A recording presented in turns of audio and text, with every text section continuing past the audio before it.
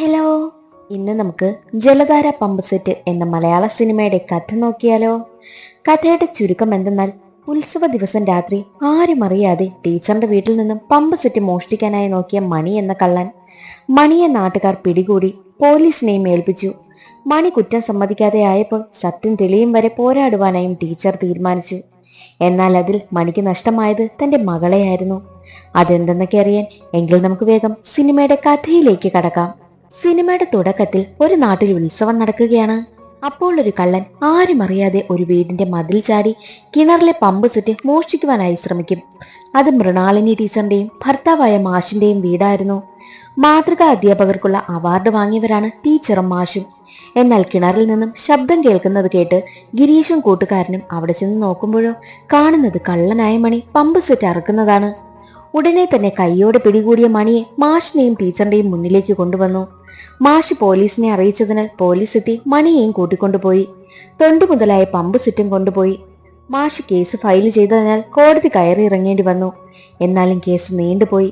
എങ്ങനെയും മണി താൻ ചെയ്ത കുറ്റം സമ്മതിക്കണമെന്നാണ്. പക്ഷെ മണിയാണെങ്കിൽ അത് ഇതുവരെയും സമ്മതിച്ചിട്ടേയില്ല. മാഷ് മരിച്ചതോടെ മാഷ് തുടങ്ങി വെച്ച കേസ് ടീച്ചർ ഏറ്റെടുത്തു. കേസും കാര്യവുമായി നടന്നത് കാരണം ഒരേ ഒരു മകളായ ചിപ്പിയെ ശ്രദ്ധിക്കാൻ ടീച്ചറിന് സമയം കിട്ടാതെയായി. അത് കാരണം ചിപ്പിക്ക് ടീച്ചറിനോട് വലിയ ദേഷ്യമാണ്. ചിപ്പിക്ക് കൂട്ടാകുവാനായി വീടിനടുത്ത് തന്നെ കുടുംബശ്രീക്കാർക്ക് പലഹാരം തയ്യാറാക്കുവാനായി ഒരു അവസരവും കൊടുത്തു.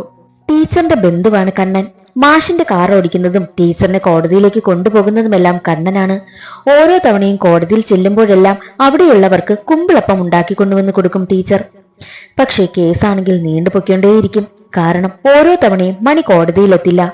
മണി വരാത്തതിൽ ടീച്ചറിന് നല്ല ദേഷ്യമുണ്ട്. ജഡ്ജിയോട് മണി കോടതിയിൽ ഹാജരാകണമെന്നും ടീച്ചറിന്റെ വക്കീൽ ആവശ്യപ്പെട്ടു. എന്നാൽ മണിയാണെങ്കിലോ ബെയിൽ കിട്ടി പുറത്തിറങ്ങിയതാണ്. മണിയെ കോടതിയിൽ എത്തിക്കണമെന്നും പ്രതിഭാഗം വക്കീലിനോട് ജഡ്ജിയും ആവശ്യപ്പെട്ടു. മണിയെ തിരികെ മണിയുടെ വീട്ടിലെത്തിയ ടീച്ചറിനെ മണിയുടെ ഭാര്യ വഴക്ക് പറയും. 6-7 കൊല്ലമായി ബുദ്ധിമുട്ടിക്കുന്നു, മര്യാദയ്ക്ക് ഇവിടെ ഇറങ്ങിപ്പോകണമെന്നും പറയും. തിരികെ പോവുകയായിരുന്ന ടീച്ചറിനോട് അയൽവാസിയാണെങ്കിൽ മണി ഒരു മരണ വീട്ടിൽ പോയ കാര്യം പറയും. ടീച്ചർ അവിടേക്കെത്തി. മണി ശവസംസ്കാര ചടങ്ങുകളൊക്കെ നടത്തുകയായിരുന്നു.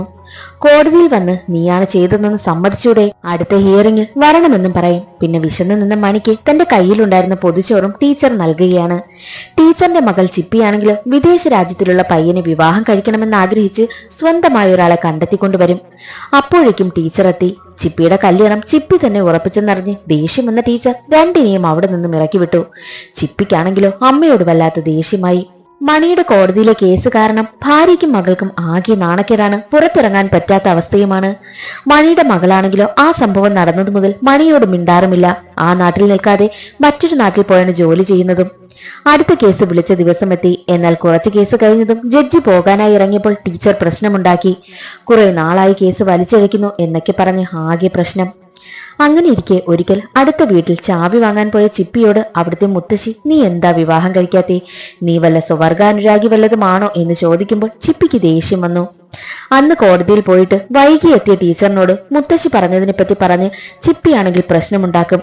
അപ്പോൾ ടീച്ചറിനും ദേഷ്യം വന്നു. നാട്ടിലുള്ള ചെറുക്കന്മാരെ മാത്രം നീ വിവാഹം കഴിച്ചാൽ മതി എന്ന് പറയും. ചിപ്പിക്കാണെങ്കിലോ അതിന് താല്പര്യമില്ല. അവിടെ നിന്ന് പുറത്തേക്കൊക്കെ പോകണമെന്നാണ് അവളുടെ ആഗ്രഹവും. ഒരിക്കൽ മണി വീട്ടിലെത്തിയപ്പോൾ മകൾ ഉണ്ടായിരുന്നു.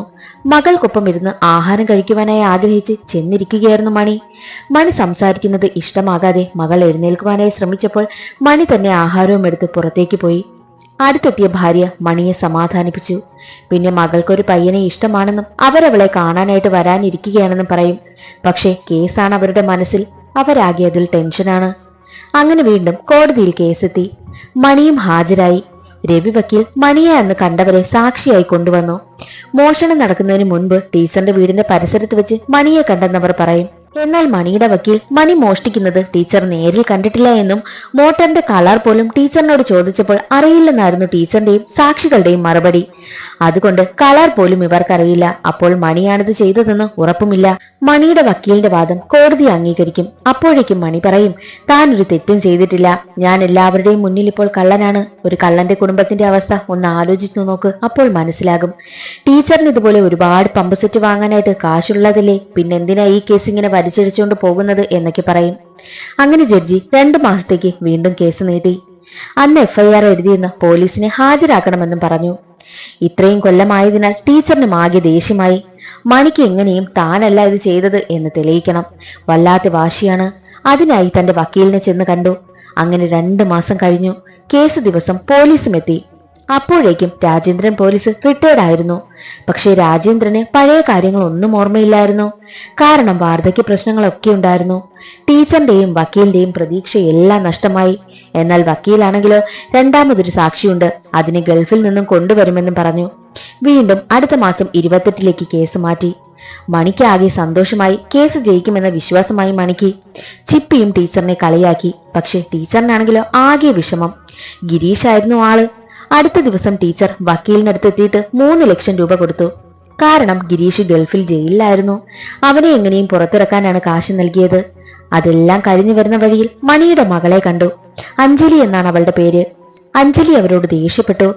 നിന്റെ അച്ഛൻ പമ്പ് സെറ്റ് കട്ടതിന് നാട്ടുകാർ കൈയോടെ പിടികൂടിയതാണ്. ഞങ്ങൾ മനഃപൂർവ്വം കുടുക്കിയതല്ല. മാഷ് തുടങ്ങി വെച്ചതായത്. ഒരിക്കലെങ്കിലും മണി കുറ്റം സമ്മതിച്ചിരുന്നുവെങ്കിൽ ഇത്രയും വലിയ പ്രശ്നമുണ്ടാകില്ലായിരുന്നു എന്ന് പറയും. അത് കേട്ട അഞ്ജലി പറയും, വാശി നല്ലതാ. ഒരിക്കലെങ്കിലും ടീച്ചർ ക്ഷമിച്ചിരുന്നുവെങ്കിൽ. ടീച്ചറിനും ഒരു മകളുണ്ടല്ലോ. അവൾക്ക് നന്നായി പഠിക്കാം, നല്ല ജോലിയുണ്ട്. എനിക്കും അതുപോലെ ആഗ്രഹങ്ങൾ ഒരുപാടുണ്ട്. പക്ഷേ ഒരു കള്ളന്റെ മകൾക്ക് നാട്ടിൽ എന്തെല്ലാം കുത്തുവാക്കുകളും നാണക്കേടുകളും അനുഭവിക്കണം. അത് കേട്ട ടീച്ചർ പറയും, എനിക്കൊരിക്കലും ഞാൻ ചെയ്തത് തെറ്റായി തോന്നിയില്ല. കാരണം ആ സംഭവത്തിന് ശേഷം മണി ഇതുവരെ കട്ടിട്ടില്ല. നീ മണിയോട് മിണ്ടാതിരിക്കരുത്, വീട്ടിൽ നിന്നും മാറി നിൽക്കരുത്, പല നാട്ടിലും പോയി ജീവിക്കേണ്ട കാര്യമൊന്നുമില്ല എന്ന് ടീച്ചർ പറയും. വീട്ടിലെത്തിയ ടീച്ചറിനെ ചിപ്പി വഴക്ക് പറയും. കണ്ട കള്ളന്മാർക്കും വക്കീലിനും കാശും കൊടുത്ത് ആഹാരം കൊടുത്ത് നടക്കുന്നതിന് നാട്ടുകാരമ്മയ്ക്ക് വട്ടാണെന്നാ പറയുന്നത് എന്നൊക്കെ പറയുമ്പോൾ, നാട്ടുകാരുടെയോ നിന്റെയോ ചിലവിലല്ല ഞാൻ ജീവിക്കുന്നത്. ചെറിയ കാര്യത്തിൽ നീ ഇത്ര നാണം കെട്ടിട്ടുണ്ടെങ്കിൽ കള്ളന്മാരുടെ മക്കളെ പറ്റി ഒന്ന് ചിന്തിക്ക്. അപ്പോൾ അറിയാം നീ എത്ര ഭാഗ്യവതിയാണെന്ന്. ചിപ്പിക്ക് അതിന് മറുപടിയില്ലായിരുന്നു. ദിവസങ്ങൾ കടന്നുപോയി. ചിപ്പി അവളുടെ ഇഷ്ടത്തിന് ഇഷ്ടപ്പെട്ട ആളിനെ കല്യാണം കഴിക്കുവാനായും ടീച്ചർ സമ്മതിച്ചു. അങ്ങനെ ഗിരീഷ് നാട്ടിൽ വന്നു. ഗിരീഷിനുള്ള കാര്യമൊക്കെ വക്കീൽ പറഞ്ഞു കൊടുത്തു. മണി കുറ്റക്കാരനെന്ന് തെളിഞ്ഞാൽ 3-4 വർഷം മണി അകത്ത് കിടക്കുമെന്ന് രവി വക്കീൽ പറഞ്ഞു.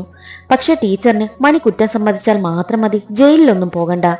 ഇനി അതിന് പറ്റില്ലെന്ന് മനസ്സിലായപ്പോൾ ടെൻഷൻ ആകുവാനായും തുടങ്ങി ടീച്ചറിനെ. മജിസ്ട്രേറ്റിനെ കാണാനെത്തിയ ടീച്ചർ മണിയെ ജയിലിലാക്കരുത് എന്ന് പറയുമ്പോൾ, തെളിവുകൾ അനുസരിച്ച് എനിക്ക് വിധി എഴുതാനാകൂ എന്ന് ജഡ്ജി പറഞ്ഞു. അടുത്ത ദിവസം കോടതിയിൽ കേസെത്തുന്ന ദിവസമായിരുന്നു. എന്നാൽ ഗിരീഷ് കോടതിയിൽ മൊഴി മാറ്റി. മണിയെ അറിയേയില്ല, കണ്ടിട്ടേയില്ല എന്ന് പറഞ്ഞു. അവിടെ ചിപ്പിയും അമ്മയ്ക്ക് കൂട്ടായെത്തിയിരുന്നു. ടീച്ചർ ഒന്നും മിണ്ടാതെ ഇറങ്ങിപ്പോയി. വക്കീലിനും ഒന്നും പറയാനില്ല. തെളിവുകളുടെ അഭാവത്തിൽ മണി കുറ്റക്കാരനല്ലെന്ന് കോടതി വിധിച്ചു. അത് കേട്ട് ടീച്ചറിനും സന്തോഷമായി. ടീച്ചറാണ് ഗിരീഷിനെ കൊണ്ട് മൊഴി മാറ്റിച്ചതും. മണിക്കും സന്തോഷമായി. മണി ജയിലിലാകുമെന്ന് ഒരു നിമിഷം ടീച്ചർ പേടിച്ചിരുന്നു. വിധി അറിഞ്ഞ സമയം മണിയുടെ മകൾ മണിയെ കാണുവാനായും എത്തി. മണിക്ക് അവൾ ചായ വാങ്ങിക്കൊടുത്തു. മണി കരയുന്നത് കണ്ട് അവൾ മണിയെ കെട്ടിപ്പിടിച്ചു.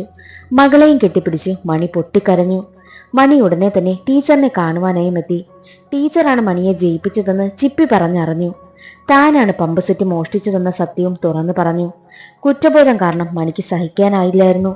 ടീച്ചറും അത് മാത്രമായിരുന്നു ആഗ്രഹിച്ചത്. അക്കാര്യവും ടീച്ചർ തുറന്നു പറഞ്ഞു. മകൾ മിണ്ടിയ കാര്യവും പറയും. അഞ്ജലിയെ അവൾക്ക് ഇഷ്ടമുള്ള ചെക്കനെ കൊണ്ട് വിവാഹം കഴിപ്പിക്കണമെന്ന് ടീച്ചർ പറയും. ചിപ്പിയും കണ്ണനും പ്രണയത്തിലായിരുന്നു. അക്കാര്യം മനസ്സിലാക്കി ടീച്ചർ അവരുടെ കല്യാണവും നടത്തുവാനായി തീരുമാനിച്ചു. എന്നത്തെയും പോലെ മണിയാണെങ്കിലോ ടീച്ചറിന്റെ കയ്യിൽ നിന്നും പൊതിച്ചോറും വാങ്ങി. ഇന്ന് ഞങ്ങൾ 3 പേരും സന്തോഷത്തോടെ ഈ പൊതിച്ചോറ് കഴിക്കുമെന്ന് പറഞ്ഞ് അവിടെ നിന്ന് പോവുകയാണ്. അതോടുകൂടി സിനിമ അവസാനിക്കുന്നു. ഇന്നത്തെ വീഡിയോ എല്ലാവർക്കും ഇഷ്ടമായെന്ന് കരുതുന്നു. ഇഷ്ടമായാൽ ഒന്ന് ലൈക്ക് ചെയ്ത് സപ്പോർട്ട് ചെയ്യാനും ചാനൽ ഇഷ്ടമായാൽ സബ്സ്ക്രൈബ് ചെയ്യാനും മറക്കരുതേ. അടുത്തൊരു സിനിമയുടെ കഥയിൽ കാണാം. അതുവരെ എല്ലാവർക്കും ബൈ.